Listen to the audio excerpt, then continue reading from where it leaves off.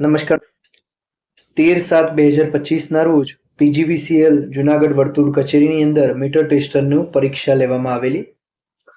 તો પ્રશ્ન નંબર 1 થી શરૂઆત કરીએ આપણે. 240 ના 25% નો 10% શું થાય? તો સૌ પ્રથમ આપણે 240 ના 25% શોધવાના છે. ઓકે, તો 240 ના 25% કરીશું એટલે 240 ગુણ્યા 25 ભાગ્યા 100. મીંડું મીંડું ઉડી જાય.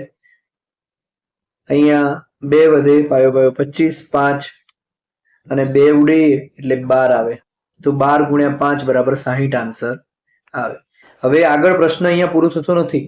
અહીંયા પ્રશ્ન એમ પૂછ્યો છે કે 240 ના 25% જે આપણે મેળવ્યા 60. હવે એના 10% કેટલા થાય? તો 60 ગુણ્યા 10 ભાગ્યા 100. મીંડું અહીંયા ઉડે, મીંડું અહીંયા ઉડે, તો બરાબર 6 આન્સર આવે. તો આ રીતે આપણે આ પ્રશ્નનું સોલ્યુશન મેળવી શકીએ. એના પછીનો પ્રશ્ન જોઈએ મિત્રો, કે પ્રશ્ન છે 2x + 3 = 11, તો x નું મૂલ્ય શું છે? તો અહીંયા x નું મૂલ્ય શોધવા માટે આપણે x ને કરતા બનાવીશું તો આપણને જવાબ મળી જશે. તો અહીંયા આ રીતે કંઈક શરૂઆત કરી શકાય.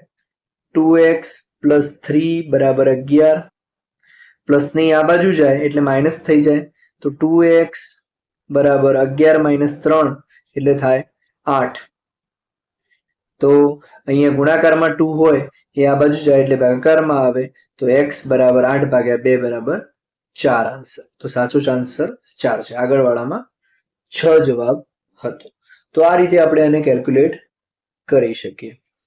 આની વિગતવાર આન્સર સાથેની PDF પણ હું મૂકી રહ્યો છું, તો જે તમે ધ્યાને લેશો જેથી તમને આ બાબતે ખ્યાલ આવે. કદાચ એમાં ડાયરેક્ટ આન્સર પણ હોઈ શકે, તો એ બાબતે તમે થોડું જોઈ લેજો. ના ખ્યાલ આવે તો તમે આને રિફર કરી શકો છો. એના પછીનો પ્રશ્ન છે, એક ચોરસ વિસ્તારમાં 144 ચોરસ મીટર છે, તો તેની બાજુની લંબાઈ શું હશે? તો મિત્રો સિમ્પલ પ્રશ્ન છે અગેન, પરંતુ તમને ચોરસ એટલે ખબર હોવી જોઈએ. ચોરસ કોને કહેવાય? તો ચોરસની બધી બાજુઓ સરખી હોય. તો ચોરસનો એરિયા કેવી રીતે શોધાય? તો લંબાઈ ગુણ્યા લંબાઈ કરીએ. જો આની જગ્યાએ લંબચોરસ હોત તો લંબાઈ ગુણ્યા પહોળાઈ કરત, L ગુણ્યા B કરત, બરોબર. પણ અહીંયા બંને જગ્યાએ L જ છે એટલે એરિયા આવશે L². હવે અહીંયા આપણને એરિયા આપેલો છે 144, તો 144 બરાબર L². તો 144 કોનો વર્ગ છે? તો L બરાબર 12. તો આવી રીતે 12 મીટર આન્સર આવે. તો આ રીતે તમે આનો જવાબ મેળવી શકો છો. એના પછીનો પ્રશ્ન જોઈએ મિત્રો, 6% વ્યાજ દરે 2 વર્ષ માટે 8000 નું સાદું વ્યાજ શું થાય? અહીંયા સિમ્પલ ઇન્ટરેસ્ટ આપણે કેલ્ક્યુલેટ કરવાનું છે. 6% નો વ્યાજ દર આપેલો છે આપણને, અને ત્યારબાદ એને આપણે 2 વર્ષ માટે કેલ્ક્યુલેટ કરવાનું છે. એટલે સિમ્પલમાં જોઈએ ને તો 6% પહેલા વર્ષે અને બીજા વર્ષે 6% આપણે કેલ્ક્યુલેટ કરવાનું છે. ઓકે, તો આપણે એવું લેવું પડે કે 8000 ઉપર પહેલા વર્ષે કેટલું વ્યાજ લાગશે? હવે એના વ્યાજનું વ્યાજ લાગે, પણ અહીંયા સિમ્પલ ઇન્ટરેસ્ટ પૂછ્યું છે એટલે આપણો બેનિફિટ વાળી વસ્તુ છે. સિમ્પલ ઇન્ટરેસ્ટના કિસ્સામાં સાદું વ્યાજ શોધવાનું હોય તો વ્યાજ બરાબર 8000 ગુણ્યા કેટલા ટકા છે? 6%, ગુણ્યા કેટલા વર્ષ માટે? 2 ભાગ્યા 100 કરી દઈએ એટલે આપણને આન્સર મળી જાય. તો મીંડું મીંડું અહીંયા ઉડી જશે, આ મીંડું મીંડું ઉડી જશે, અહીંયા 80 વધશે, અહીંયા 6 વધશે. 80 ગુણ્યા 6 ગુણ્યા 12 2 કરીશું એટલે 80 ગુણ્યા 12 થશે 960. તો ઓપ્શન જે ડી આપેલો છે એ સાચો જવાબ આવશે. ઓકે, કોઈ પણ પ્રશ્નમાં તમને ખ્યાલ ના આવે તો તમે મને કોમેન્ટની અંદર લખજો, અથવા વોટ્સએપમાં મને તમે પ્રશ્ન પૂછી શકો છો, તો હું તમને આ બાબતે જવાબ આપી દઈશ. ઓકે, એક વર્તુળની ત્રિજ્યા 7 સેન્ટીમીટર છે, તો તેનો પરિઘ શું હશે? ઓકે, તો અહીંયા આપણને તકલીફ ઓછી પડે એટલે કૌંસમાં એ પણ આપેલું છે કે પાઈ બરાબર 22/22 ધારવાનું છે. હવે આપણને ખબર હોવી જોઈએ કે પરિઘ કેટલો હોય અને એનો ત્રિજ્યાનું અને પરિઘમાં શું ફરક હોય તો આનો આન્સર આપણે સરળતાથી કેલ્ક્યુલેટ કરી શકીએ. ઓકે, તો પરિઘનું જે સૂત્ર છે શું છે? કોઈ પણ વસ્તુ સર્કલનું પરિઘ શોધવું હોય તો 2 πr. ઓકે, તો 2 πr 2 આપણે અહીંયા મૂકીશું. પાઈની કિંમત કેટલી લેવાની છે? 22/7. આર આપણને 7 આપેલો છે, 7 7 ઉડી જશે તો જ આન્સર આવશે 44 સેન્ટીમીટર. તો આવી રીતે પ્રશ્નો ઘણા બધા ઇઝી પણ હોય છે, પણ આ વખતે એક વસ્તુ ખાસ નોટ ડાઉન કરવાની જરૂર છે કે પીજીવીસીએલની પરીક્ષામાં મેથ્સના પ્રશ્નો ઉપર બહુ ભાર આપવામાં આવ્યો છે. અગેન આ પ્રશ્ન છે 15 નો 2/3 ભાગ શું થાય? તો સિમ્પલી ગુણાકાર જ કરવાનો છે. 15 ગુણ્યા 2/3, 3 પંચા 15 તો 5 દુ 10. એટલે કે સી જે જવાબ આપેલો છે મિત્રો એ સાચો જવાબ છે. તો આવી રીતે આપણે એને કેલ્ક્યુલેટ કરી શકતા હોઈએ છીએ. એના પછીનો પ્રશ્ન છે x² - 9 બરાબર 0 હોય તો x નું મૂલ્ય શું થાય? તો મિત્રો આ પણ ફંડામેન્ટલ ક્વેશ્ચન હતો અને કદાચ જો આપણે એને સરળતાથી પણ આપી શકતા હતા જવાબ. તો અહીંયા આપણે x² - 9 મેં તમને અગાઉ કીધું એ પ્રમાણે બરાબર 0 હોય, 9 ને આ બાજુ લઈ જઈએ તો x² બરાબર +9 આવે, તો x બરાબર 3 આન્સર આવે. હવે 3 પ્લસ પણ હોઈ શકે અને માઇનસ પણ હોઈ શકે એવું આપણે ધારી પણ શકીએ, કારણ કે અહીંયા એક જ 3 વાળો આન્સર આપેલો છે, એટલે વધારે આપણે શોધવાની જરૂર કંઈ પડતી નથી. એક માણસ 20% નફા સાથે 1200 વસ્તુ વેચે છે તો તેની ખરીદ કિંમત શું હશે? સિમ્પલ પ્રશ્નો છે મિત્રો. 20% નફો, 1200 ટોટલ કિંમત છે એની. એટલે ધારો કે વસ્તુની કિંમત 100 રૂપિયા હોત, એમાં 20% નફો ચડાવત તો એની કિંમત 120 રૂપિયા થાત. તો 120 એ 1200 છે તો એમાંથી 1000 વત્તા 200 ડાયરેક્ટ બાયફર્ગેટ કરી શકીએ એવો પ્રશ્ન છે. શોધવો હોય તો પણ શોધી શકીએ. તો 1.2x બરાબર 1200 તો x બરાબર કેટલા? આનો ભાગાકાર કરો તો 1000 આન્સર આવી જાય. એના પછીનો પ્રશ્ન છે મિત્રો 3 6 9 12 શ્રેણીનું 10મું પદ શું હશે? તો આપણને આના માટે સૂત્ર ખબર હોવી જોઈએ. a + n - 1 * d. શું સૂત્ર છે? 10મું પદ શોધવાનું a + n - 1 d.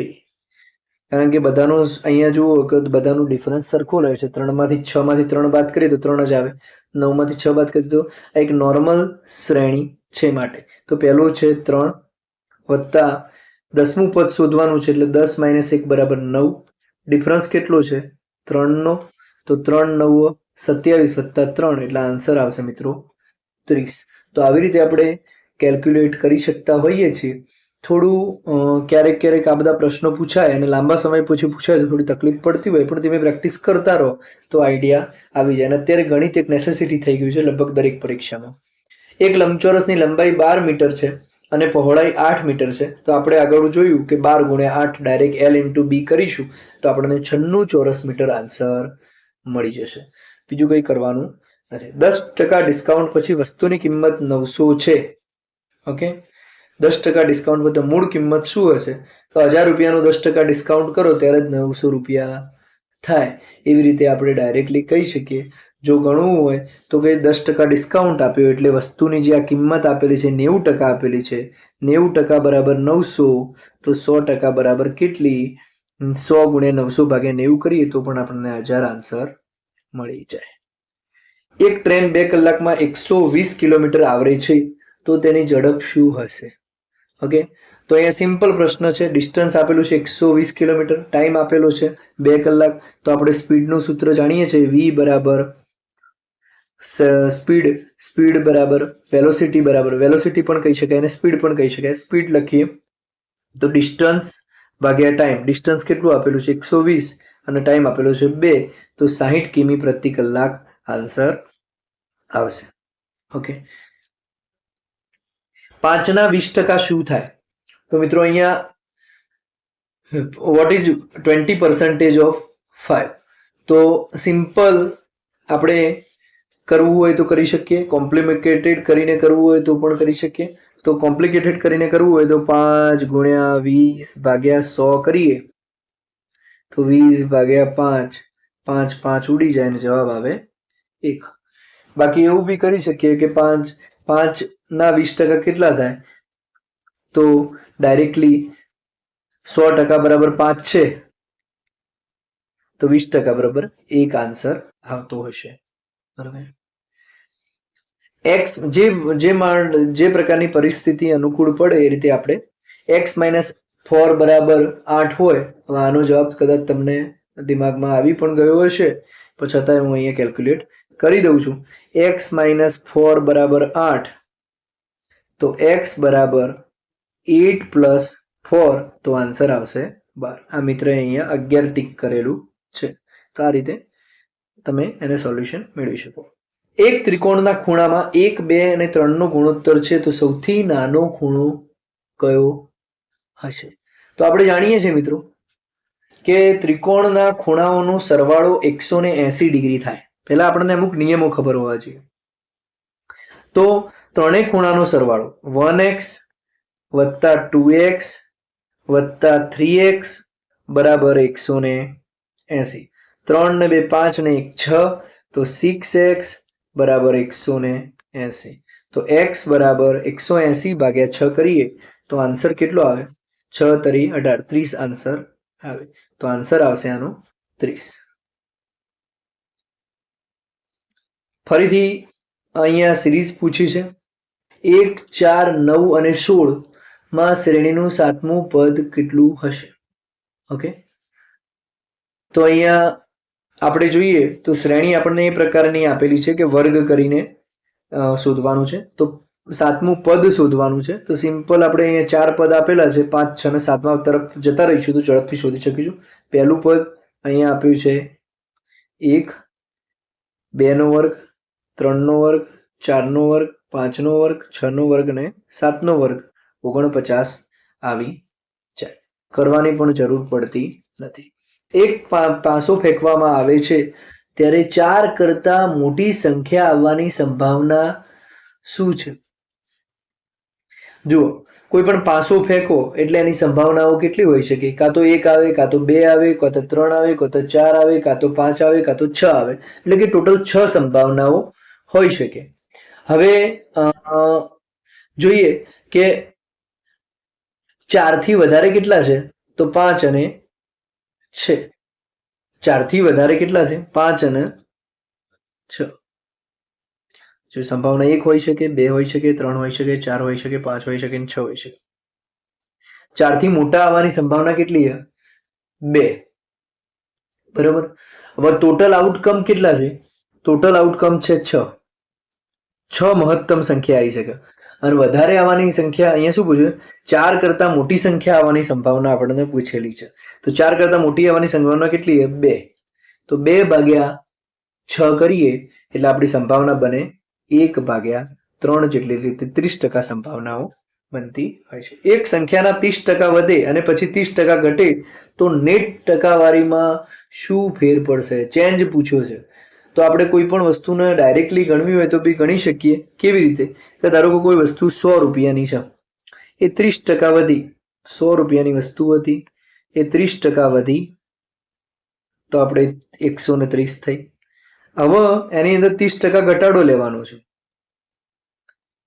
તો પાછી 100 થઈ જશે? ના, 100 નહીં થાય, પણ એની અંદર ફેરફાર થશે. તો આપણે 30% ઘટાડવા માટે 130 ગુણ્યા 30 કરવું પડશે. તો આન્સર આવશે 39. એટલે જતી વખતે 30% વધી હતી પણ ઘટશે 30%, તો 39 ગણી ઘટશે. એટલે કે માઇનસ જે ખરું ને 9 વધારે પ્રમાણમાં ઘટી જશે. આ ખ્યાલ ના આવ્યો હોય તો તમે કોમેન્ટમાં અથવા પૂછજો, તો હું આખો દાખલો લખી પેનથી અને તમને મોકલી આપીશ. એના પછીનો પ્રશ્ન જોઈએ. 6 સેન્ટીમીટર બાજુની લંબાઈ ધરાવતા ઘનનું ઘનફળ શું થાય? ઓકે, તો ઘનફળ શોધવા માટે શું કરવું પડે? તો કોઈ પણ ઘન હોય તો ઘન કયા પ્રકારનો હોય? 6 સેમીની બાજુ ધરાવે એટલે બધા 6 છે, સમઘન છે.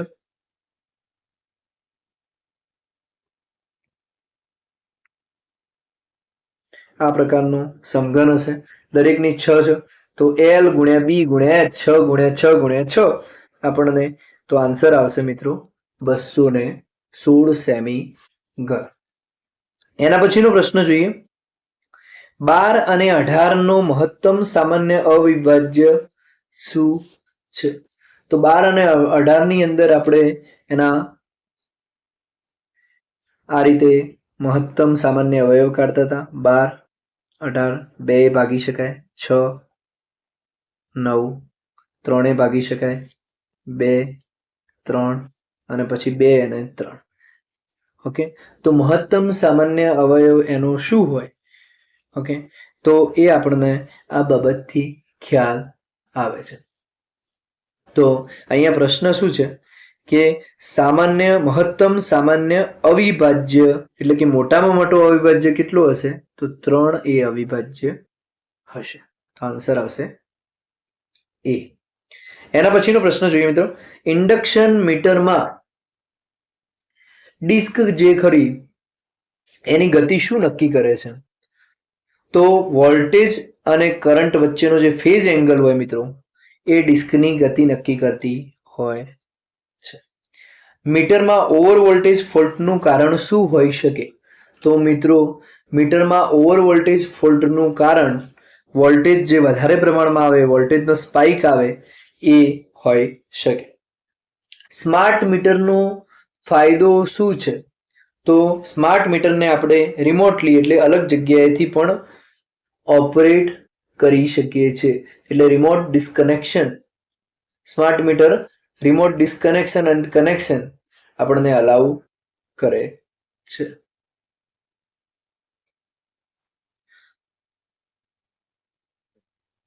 એના પછીનો પ્રશ્ન જોઈએ, ઇન્ડક્શન મીટરમાં બ્રેક મેગ્નેટ શું કાર્ય કરે છે? તો બ્રેક મેગ્નેટ મિત્રો બ્રેક લગાવવા માટે એટલે કે ડિસ્કની ગતિને નિયંત્રિત કરવા માટે હોય છે. સ્માર્ટ મીટરની ચોકસાઈ કયા ધોરણ અનુસાર ચકાસવામાં આવે છે? તો IS 14697. કદાચ આ કોઈને ના આવડતું હોય તો ચાલી શકે, કારણ કે આ પ્રકારના પ્રશ્નોમાં ક્યારેક તકલીફ પડતી હોય, સ્ટેટિક બેઝ ડેટાબેઝ પ્રશ્નો હોય ત્યારે. મીટરમાં રિવર્સ એનર્જી ફ્લોને શોધવા માટે કયા પ્રકાર શું વપરાય છે? તો બાય ડાયરેક્શનલ સેન્સર નો ઉપયોગ આપણે કરતા હોઈએ છીએ. બાય ડાયરેક્શનલ મીટર અને બાય ડાયરેક્શનલ સેન્સરનો રિવર્સ એનર્જી ફ્લો શોધવા માટે થતો હોય છે. મીટરની એક્યુરસી ક્લાસ શું દર્શાવે છે? તો આપણે એક્યુરસી એ માપનની ચોકસાઈ, કેટલી ચોકસાઈથી એ માપન કરશે એ દર્શાવતું હોય છે. એનર્જી મીટરમાં ટેમ્પર ડિટેક્શન શું શોધે છે? તો એનર્જી મીટરમાં ટેમ્પર ડિટેક્શન, ટેમ્પર એટલે ચોરી કરવું, તો ચોરી અથવા હેરફેરને શોધતી હોય છે. PGSEL દ્વારા ખરીદવામાં આવેલા 11 kV CTPT યુનિટમાં સીટી એક્યુરસીનો ક્લાસ શું હોય છે? તો આવા પ્રશ્નો વારંવાર પૂછાય છે મિત્રો. તો સીટી એક્યુરસીને તમને બધાને આવડતો પણ હશે ને, અહીંયા ભાઈએ પણ જવાબ સાચો ટીક કરેલો છે. 0.5 ની એક્યુરસી સાથે એ કાર્ય કરતું હોય છે. ઓકે, 11 કિલો વોલ્ટનું હોય ત્યારે CTPT યુનિટ એ 0.5 ની અંદર આપણું કાર્ય કરતું હોય છે. PGVCL માં ખરીદવામાં આવતા સિંગલ ફેઝ બાય ડાયરેક્શનલ મીટરમાં કયા પ્રકારની ટેમ્પર ઇવેન્ટ નોંધાય છે? તો અહીંયા મિત્રો કયા પ્રકારની ટેમ્પર ઇવેન્ટ નોંધાય છે એના માટેનો પ્રશ્ન નોંધવામાં આવતી નથી. તો ન્યુટ્રલનું જે ડિસ્ટર્બન્સ હોય, ન્યુટ્રલ મિસિંગ હોય તો નોંધાઈ જાય, કરંટ રિવર્સ હોય તો નોંધાઈ જાય, આ ઉપરાંત મેગ્નેટની ઇફેક્ટ આપવામાં આવી તો પણ નોંધાઈ જાય, પણ ન્યુટ્રલ જે ડિસ્ટર્બ થતું હોય એ નોંધાતું નથી. મીટર સાથે એક્યુચેક જોડી ડાયલ ટેસ્ટ લેતા મીટરમાં 1 યુનિટ સામે 1.10 યુનિટ નોંધે છે, તો નીચેનામાંથી કયું પરિણામ મળે છે? તો આનો આન્સર મિત્રો આપી દો. મિત્રો મીટર જે છે એ 9.09% જેને કહેવાય કે ફાસ્ટ ફરે, મીટર 9.09% ધીમું ફરે છે. તો આના માટે આપણે મીટરનું રીડિંગ જ્યારે 1 યુનિટ હોય અને એક્યુચેકમાં આપણે જોઈએ તો 1.10 હોય તો બંનેનો જે ડિફરન્સ આવ્યો કેટલો આવ્યો 0.10 આવ્યો. ઓકે, તો એક્યુચેક એ ચોક્કસ મીટર છે પણ 0.10 ઓછું ફરે છે, તો 0.10 ઓછું ફરતું હોય તો 0.10 ભાગ્યા 1.10 કરીએ તો આપણને આન્સર મળશે 9.09%, જે ધીમું ફરે છે. ઓકે, તો આ રીતે આપણે આને સોલ્યુશન લાવી શકીએ. ઇલેક્ટ્રિક મીટરનું મુખ્ય કાર્ય શું છે? તો મિત્રો ઇલેક્ટ્રિક મીટરનું જે મુખ્ય કાર્ય છે એ ઉર્જાની વપરાશ માપવા માટે ઉપયોગ થાય છે. એના પછીનો પ્રશ્ન છે 1 kWh મૂલ્યમાં કેટલા જૂલનું મૂલ્ય હોય છે? તો અહીંયા આપણે 1 kWh ને અલગ કરવા પડે, તો kW kilowatt hour. Okay, kilowatt અવરમાંથી આપણે જૂલની અંદર રૂપાંતરણ કરીએ તો 3.6 ગુણ્યા 10⁶ આન્સર મળતો હોય છે. એનાલોગ મીટરમાં ઉર્જા વપરાશ કેવી રીતે દર્શાવવામાં આવે છે? તો ઉર્જા વપરાશ આપણને ક્યાં દેખાય છે? ફરતા ડિસ્ક અને ડાયલ ઉપર દેખવા મળે છે. તો ફરતા ડિસ્ક અને ડાયલ બસ ઉપર દેખવા મળે છે. ઓકે, એટલે આ જે એનાલોગ ટાઈપનું એનર્જી મીટર હતું એની વાત છે. અત્યારે તો ડિજિટલ ડિસ્પ્લે ઉપર આપણને દેખાતી હોય છે. એના પછીનો મિત્રો પ્રશ્ન જોઈએ. 1 મીટરનું કોન્સ્ટન્ટ 600 રિવોલ્યુશન પર kWh છે. 1200 ફેરા ફરે તો ઉર્જાનો વપરાશ શું હશે? તો સિમ્પલ પ્રશ્ન છે મિત્રો. 600 રિવોલ્યુશન પર kWh અહીંયા આપેલું છે. એટલે 1 kWh ક્યારે થાય? જ્યારે 600 ફરે. અહીંયા આટા કેટલા ફર્યા છે? 1200. તો કેટલા kWh થયા હશે? તો 600 ગુણ્યા 600 મતલબ 2 kWh થયા હશે. એના પછીનો પ્રશ્ન જોઈએ મિત્રો. એક સિંગલ ફેઝ મીટરમાં કેટલા વાયરનો ઉપયોગ થાય છે?